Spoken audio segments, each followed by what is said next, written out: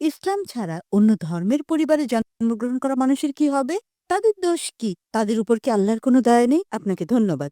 যদি কোনো শিশু অমুসলিম পরিবারে জন্ম নেয়, আল্লাহ কিভাবে তাকে শাস্তি দিতে পারেন? এই কারণে কোনো শিশু অমুসলিম পরিবারে জন্ম নিয়ে বালেগ হওয়ার আগে যদি সে মারা যায়, সে জান্নাতে যাবে ইনশাল্লাহ। কেন?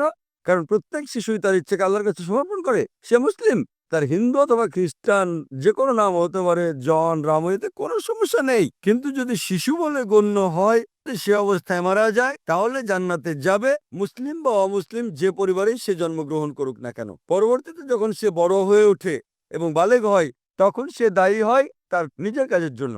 যখন কেউ প্রাপ্তবয়স্ক হয়, তখন তার দায়িত্ব হচ্ছে সত্য অন্বেষণ করা।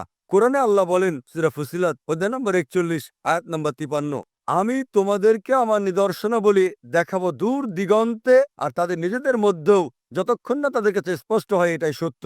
যদি কোনো মুসলিম তার কাজ নাও করে, সে ভালো বা মন্দ যায় উদাহরণ দেখ, আল্লাহ প্রত্যেকটা মানুষের অন্তরে উদয় করবেন সত্যি সম্পর্কে, এক স্রষ্টা সম্পর্কে। তাই একবার বাণী পৌঁছার পর ওই বাণী গ্রহণ নাও করতে পারে, তখন সে দায়ী হবে। তাই বিচার দিবসে কোনো মানসিক কোনো অমুসলিমই যদি তাকে জাহান্নামে দেওয়া হয়, তবুও সে আল্লাহর বিচার সম্পর্কে আপত্তি করবে না। সে শুধুই বলবে, দয়া করে ক্ষমা করেন, কিন্তু সেটা হবে না।